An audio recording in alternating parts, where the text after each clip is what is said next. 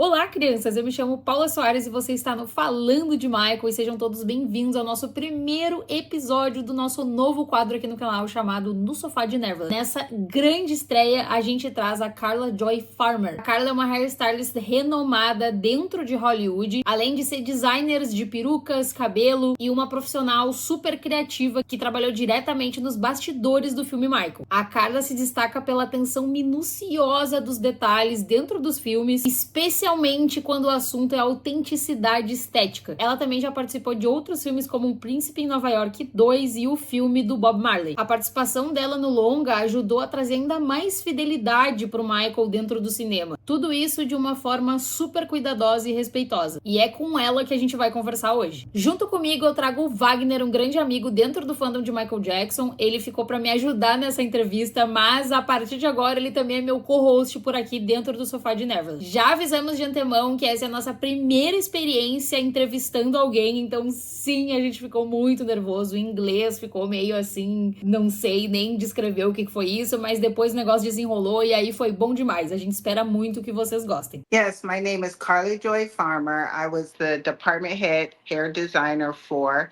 the movie Michael.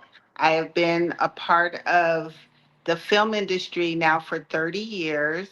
I've done films such as Nope, King Richard, the Bob Marley One Love.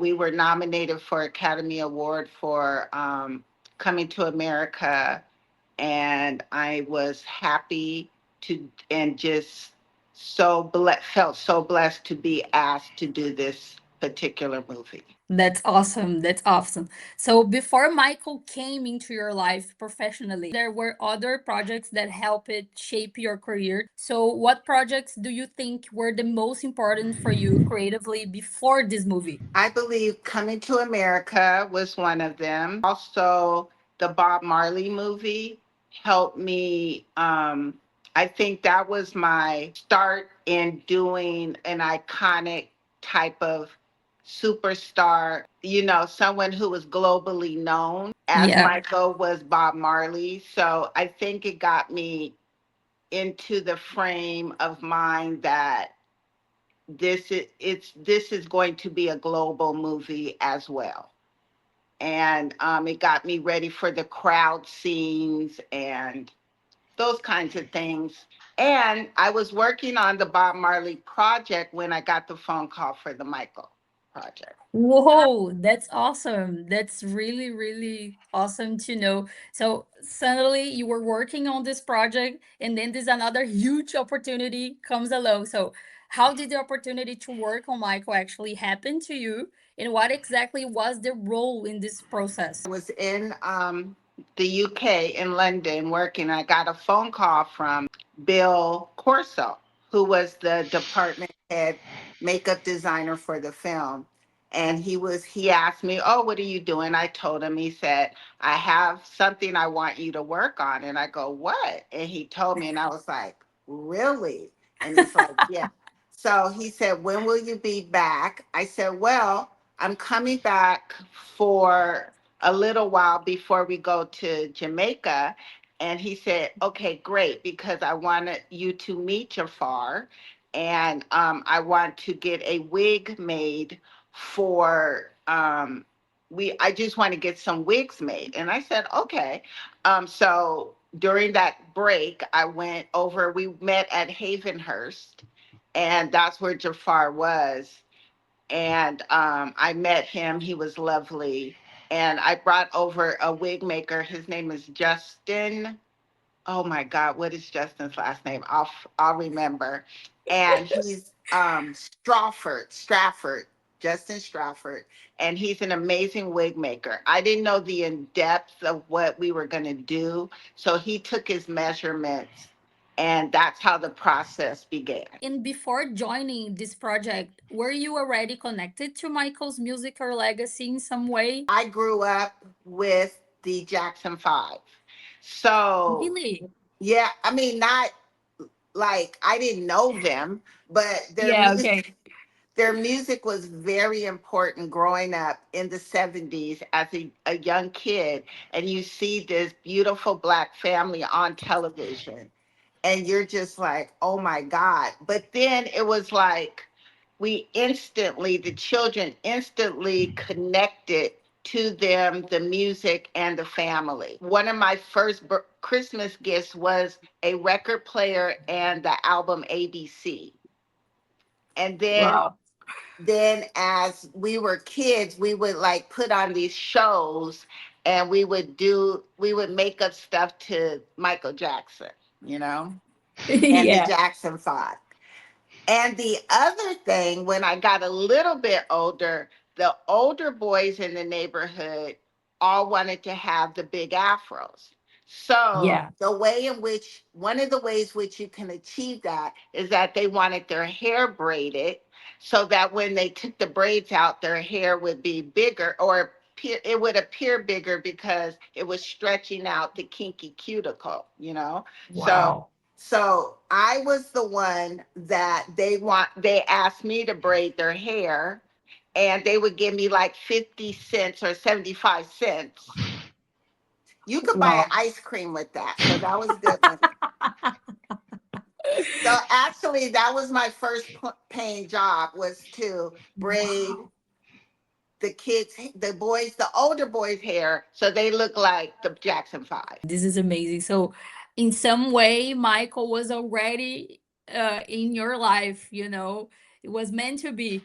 Somehow, it was meant to be. That's incredible. When you first entered the project, what caught your attention the most? Like, I have Oh, to start like with this. What was like this process for you? well, the first thing, I needed to see Jafar's hair. And so Okay.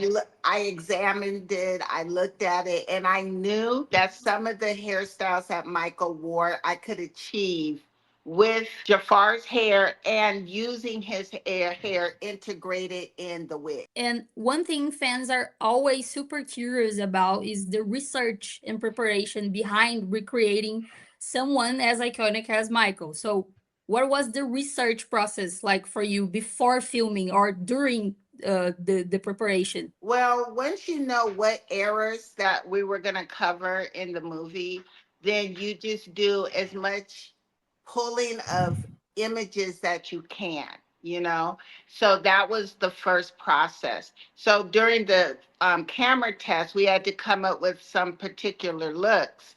And so um, we were able to, you know, figure out how we were going to do this.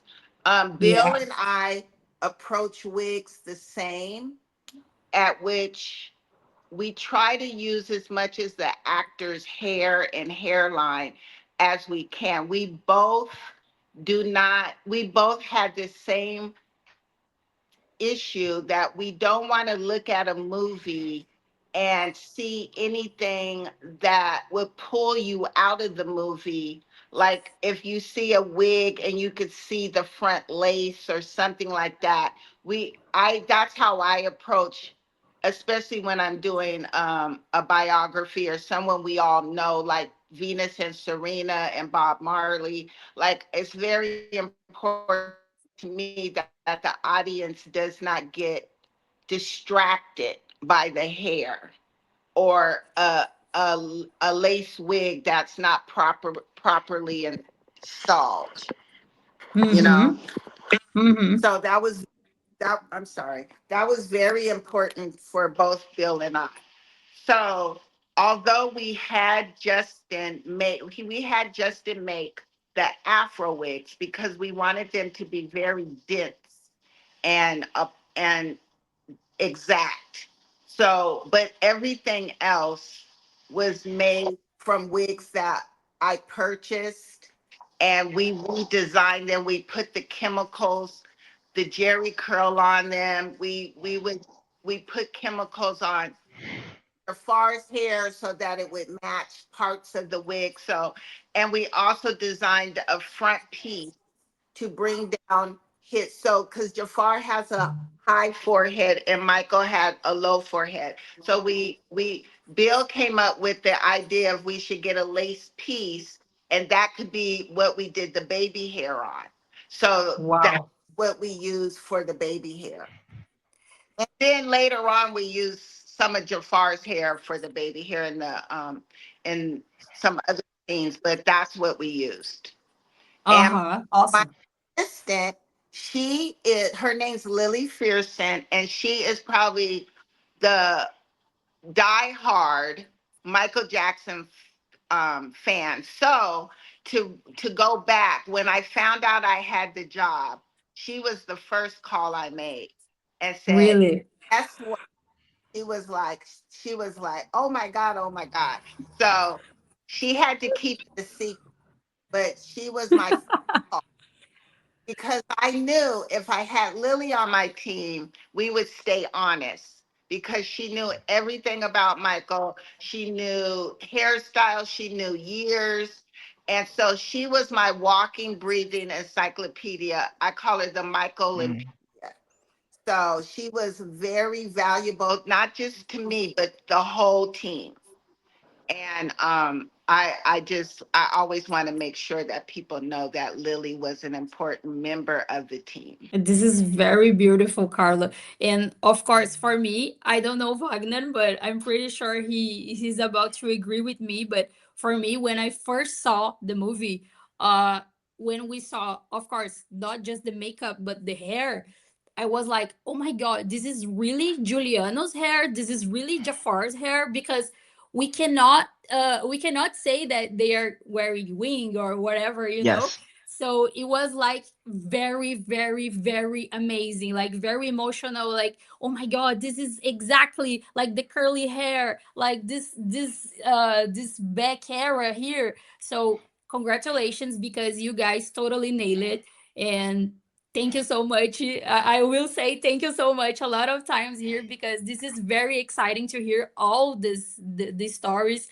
And this is pretty amazing. So for you, during all, of course, you're telling us a lot of the steps and the levels of this project. So what ended up being the biggest challenge for you?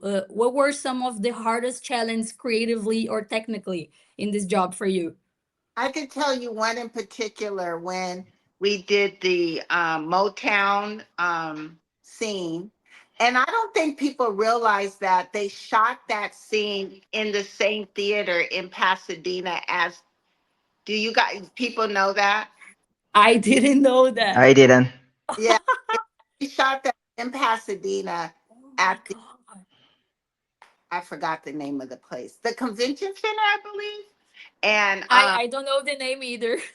yeah, and I live in Pasadena, so I should know.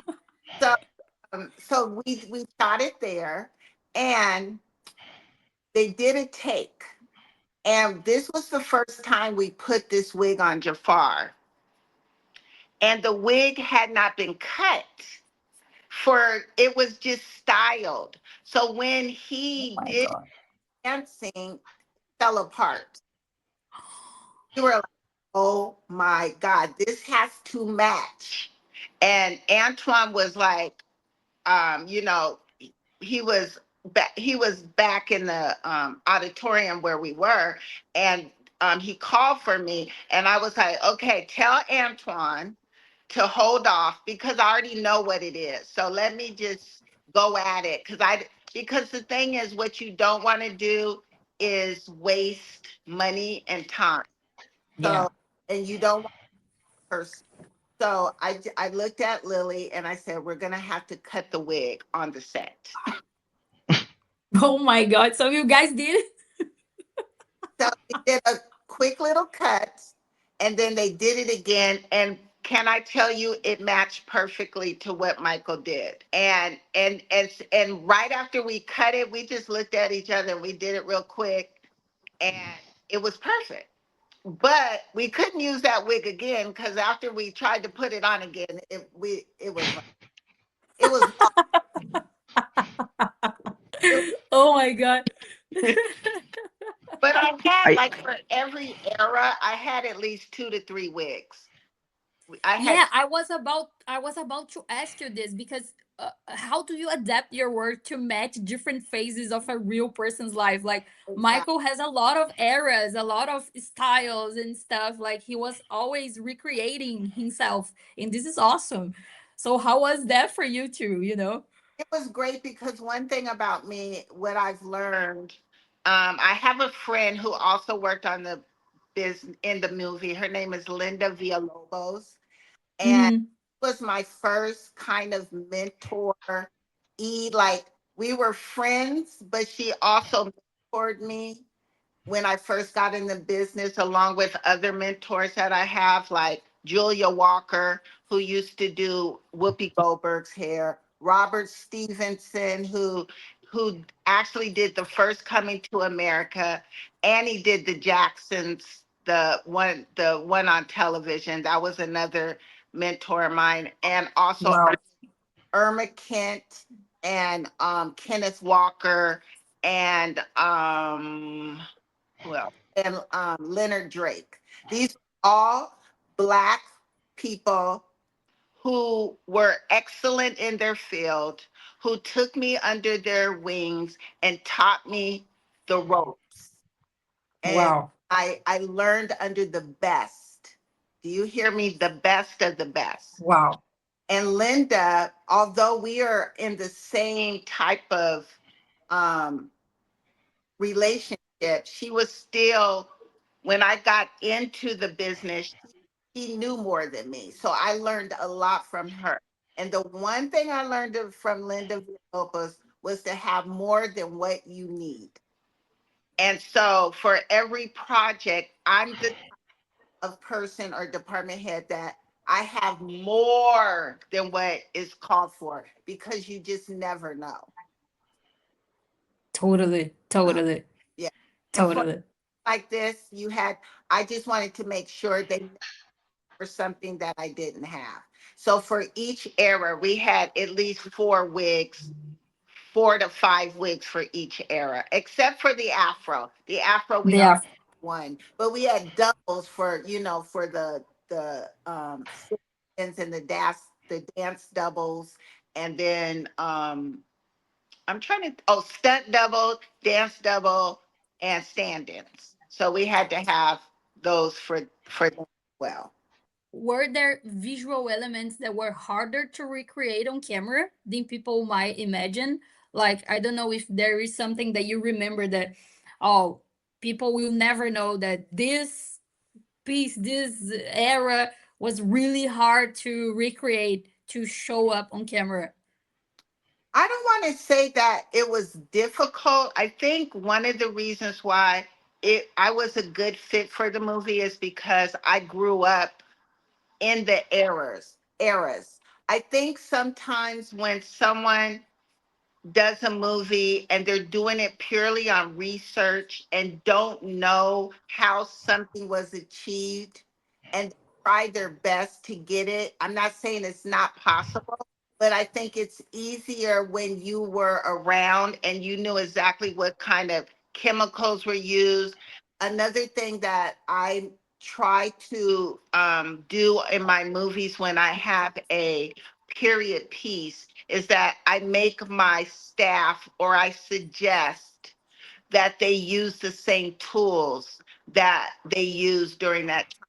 So a lot of times they will have to break open their curl, like there's a stove, a Marcel iron that you put in a little stove, and it's made out of iron, cast iron, and that's the tool that you use to curl hair. I did Nia's hair, and I knew Catherine most likely didn't use electric curling irons when she went to the salon. They used the Marcel iron, so that's what I used on her hair. You know, Wow. for Michael, we used the same products that were around for the Jerry curl. So we had those types of things, and those kinds of things are important to me. That you try to do as much as you can so that it's as much of the it's as authentic as it can be. Yeah.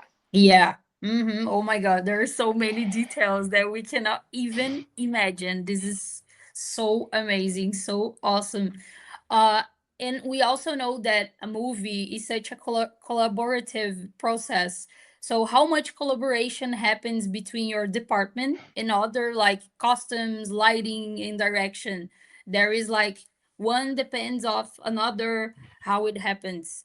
Well, filmmaking is a team sport. You cannot just do it by yourself. You need the actor, you need the producers has the vision, the director. And I think like for hair, makeup, and costumes, it's very important that we're all in sync and we know what's going on. And because if the costume is not the year in which we know, then the hair is going to look like it's off, or if the hair is the wrong era, then the costume's not going to be look right wrong. You know what I'm saying? So it's important that you communicate any things or misunderstandings. You guys can collaborate and shift, you know. Mm-hmm. One incident when we had um the Gladys Knight um scene where she was singing, and I don't know how the messages got crossed, but the hairstyle I had was not matching the costume that was there, because the costume I didn't realize was from a real performance. So Oh. I had done my research for the hair by the year, and Mm-hmm. and I think Marcy did the costumes because that was the costume that the director had chosen. So Wow. so at the last minute, I was like, oh my God. So I said, if anyone does the research, it's gonna look like the hair is wrong. So my one of my hairstylists, his name is Dennis. Why can't I remember people's last name? It's okay.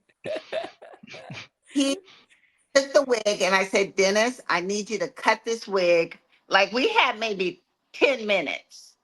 And so Wow. the style that you see, where it's half, it's like short here. I mean, it's a bob here and short here. He had to do that thing like real quick. Oh my God. So Cannot believe this. and that's the other thing. You have to hire people. You can't always hire your friends. You have to hire your friend. Hopefully they're your friends, but you got to hire people who can do the job. And if you throw them something like that, they can do. And Dennis saved the day that day. I'll tell you that much. He did. Mhm. Wow. Yeah, so the collaboration is very important, and we are talking about the best in the world. And of course, there were so many amazing people working on this project, and I'm very glad to know about this. So, were there transformations in the movie that took way more steps than people would probably expect? Like, there are some kind of hairstylists that, oh my God, the preparation for this like took us 2 weeks or maybe 1 month.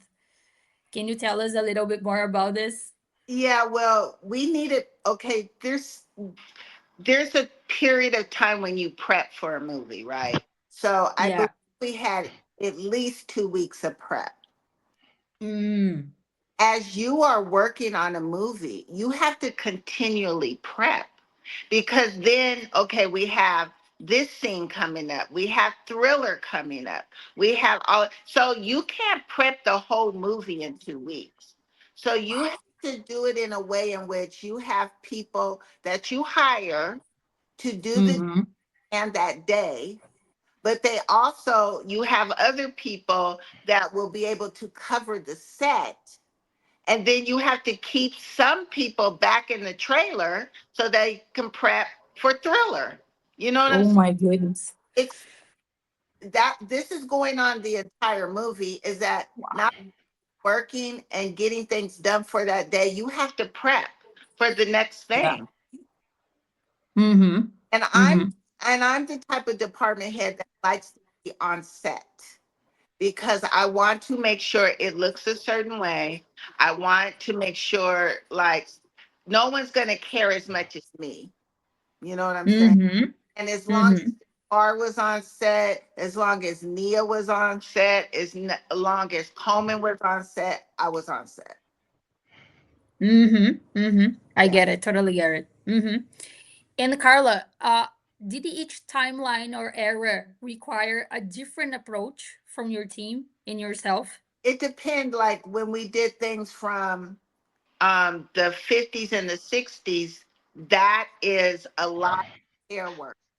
You know, that's a lot of using the Marcel iron and the stove per se. And when it came to the guy's hair, it's not like the modern day, you know, it's more of brush and parts and product, you know, and ways and things. So yeah, every era has a different approach and different skill set. Mm-hmm. And I want to know something about yourself. How do you personally deal with the pressure and the fan expectation? Do you like, oh, whatever, I'm doing my job, I know what I'm doing, or like you feel kind of nervous and stuff like that? No, my team would tell you I'm hardcore when it comes to, Yeah, that's awesome. and I love perfection. And when we get it right, I'm really happy. But if that's not right, I'm going to let them. And I ask them to do better each time, you know. But I really, I really care about I really care about every project, but especially this one. I knew it had to be right because there were so many fans, and I did not want to disappoint the fans. And Oh, I didn't want to disappoint my director, and I did not want to disappoint Graham King, you know. And I just wanted to make sure, and Bill Corso, who stuck his neck out for me to be. So I wanted to make sure that everyone was happy with me being that choice, you know. that's awesome, Carla. And Michael, for sure, would love to meet you and know you because if you are a person Yes. that is always seeking for perfection, he would love to to know you of course. So, when you look back at the project now, what part of your work are you most proud of? I think I'm proud of all of it, but I'm just proud of the way in which I was able with my team to do so many looks. And Lily, we called her the baby hair whisperer because she was the one who can she could do that baby hair like effortlessly, and it was perfection, you know. Uh-huh. And I also love the scenes where I used Jafar's real hair and it integrated into the other scenes, so it just looks, when I saw it, I go, that was such a good choice because it just made it look more authentic. And I think that's why people are really, like, really happy with the hair, because we just didn't do the same thing and we didn't use the same method. We used whatever method was going to make it the best. I guess Wagner has a question for you about something specific about the movie. Yes, yes. I was talking to Paula about the Pepsi accident. So because it was a very important turning point on Michael's life, how it was to be on the set watching that, since you work with hair, you work with wigs, and we as fans knows how much pain he felt during that episode. I had another interview where they asked about this, and I want to say again, we knew ahead of time that this was going to be a very sensitive day. And I'm really good friends with Jafar's acting coach, Angela Gibbs. And her and I had a conversation that Jafar was going to be in a very special place today. So it was important that we just come in and approach the work just, very just in a respectful manner. There's when you're in a trailer, you like to have, make like you make jokes and you have a good time. Um, but this day we were all conscious of the fact that we needed to be sensitive. Not only is Jafar playing a a a scene in which it's a lot of pain, just imagine knowing that you're playing this scene, you're you're trying to find the right tone, but to also know this was your uncle and the pain that he must have gone through. And to know as a little kid that you didn't know, but to realize it when you get older, and then you have to convey that. But you also know as a kid being around him, he never really showed you that. You know what I'm saying? So, Yes. Totally. so that scene was very hard, especially for Lily, because she actually was at the commercial when she was a kid. Really? Yes, Oh my gosh. She was there. she was there. So it was, and there were a few people on set that were there. So she was hypersensitive that day. So she couldn't help me with the actual piece because it was too triggering and too Of emotional. course. So she kind of fell back that day. But it was a hard day. It was a hard day. Yeah. I can imagine. This is very emotional, and thank you for Yes. sharing this with us. So, what do you hope people feel the most when they watch Michael? And this is my own opinion and what I glean from is that this movie is almost like a prayer. It's like there's an anointing on it where when you go see it, it's for the purpose of bringing our frequency at a higher level of vibration. I think especially here in America, we have been consumed with a lot of shocking, horrible things that have come to the forefront that we have to integrate now into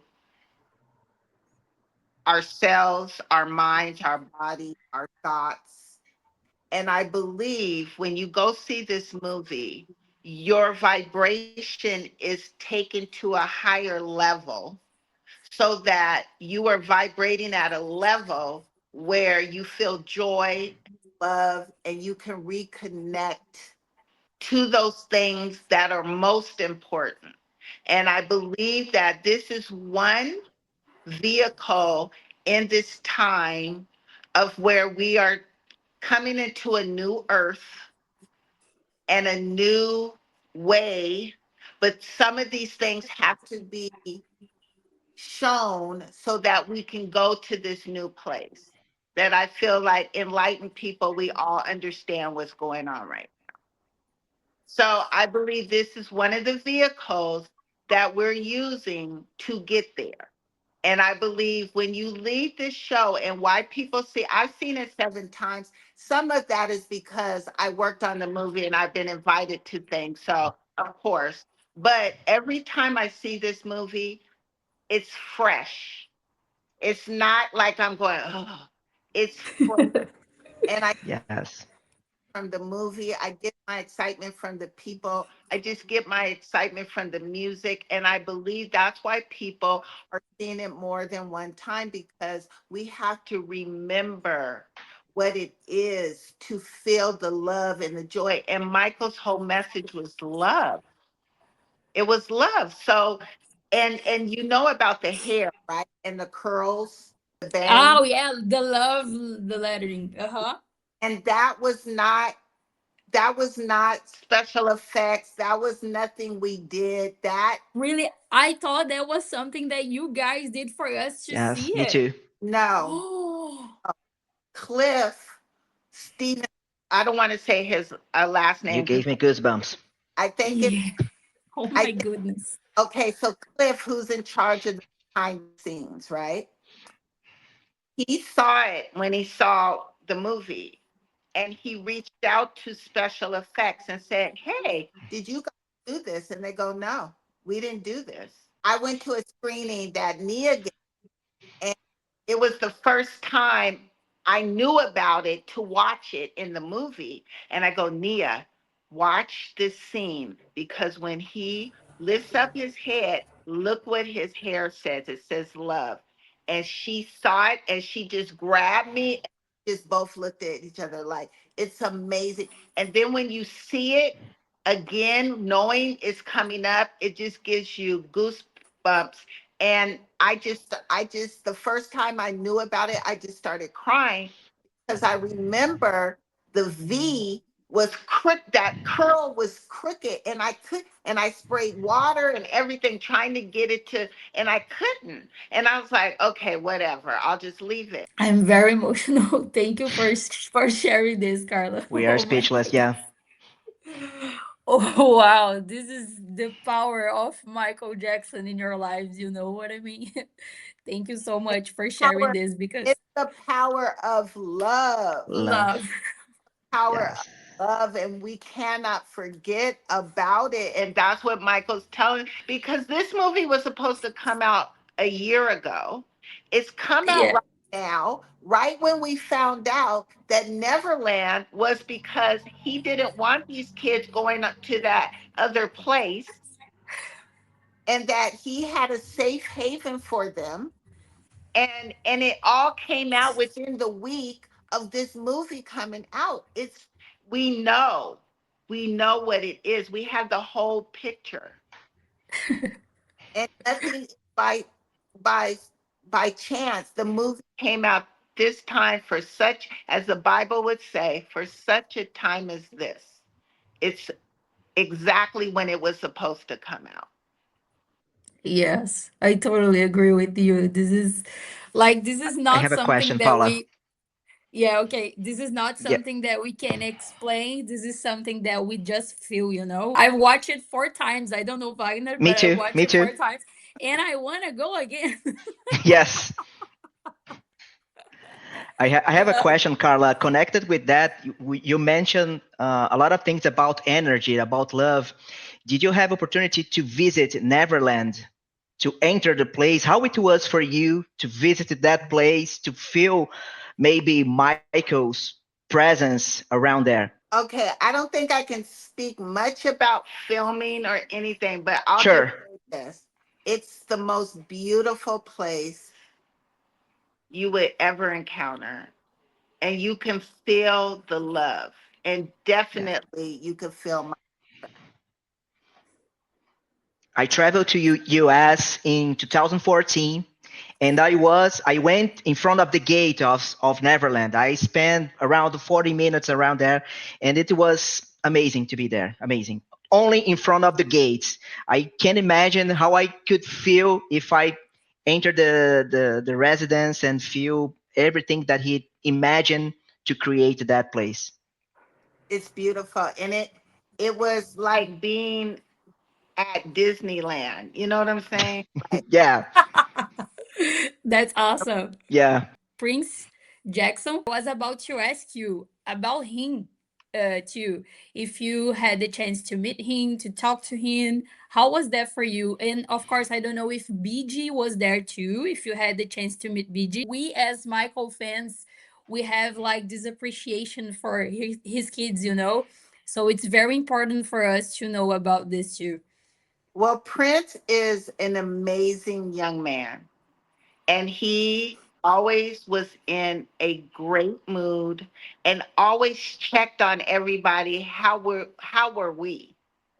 Even on the scene we did, I believe the day of the Pepsi Cola one, he was making sure everyone else was okay. He has a nonprofit organization, and they're doing a career day, and he invited me to speak to the kids. So that's coming up this month. And For the Hugh Los Angeles Foundation. yeah, Mm-hmm. Yeah. still lifeless. And so I'm excited about that. But Prince is an amazing young man, and I know his dad is proud of him. And I did not get to meet BG, but I did see him a few times on set. But they're just the whole family. Let me tell you, Jafar's brothers, they're just the nicest, kindest people that you will meet. They're just a beautiful family, and full of love, full of love.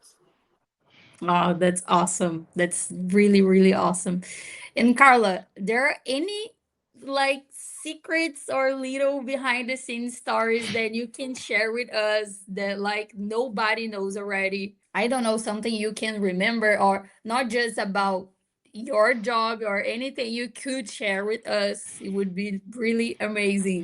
I was trying to think of even saying what did Jafar like to eat every day? I'm trying to think of that. I have a good one, Carla, just to Where start. I was talking to Paula. We would like to understand on this picture why you were laughing.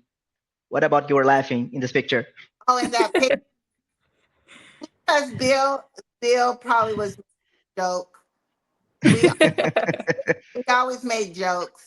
And then, he always liked to, whenever he took a picture, here's the thing, whenever Bill Corso would take a picture, he would always be looking at himself in the mirror. So that's why I call him the mirror. That's a good nickname. I would like to thank you a lot because we as Michael fans felt very very how can I say represented because we were very afraid in the terms of the results of the film. But when we watch it, as I said, I watched it 4 times, Paula watched it 4 times, then we want to go how many times as we can. And congratulations on your job and your journey, and good luck. And the And, last question, mhm. the last question. I don't know if you can say something to us about this, but do you think there's any chance of a part two happening someday, somehow? I think realistically, yes. Mm-hmm. I, Mm-hmm. I can't say I know for sure, but I would say if I was going to gamble on it, I would. Okay, okay, uh-huh. Okay. Carla, seriously, thank you again for being here with us today. It was amazing hearing more about everything that happens behind the scenes and all the work that helped bringing Michael Jackson's world to life on screen. Thank you for helping honor his legacy with so much care and dedication through your work. And I don't know if you want to say something to the people that are watching us, because we know that this here is going to be on the internet forever. So I don't know if you want to say something, especially for the fans here in Brazil, because people here in Brazil are like so excited to all the behind scenes stories and everything. I'll say this. I'll say hello, children.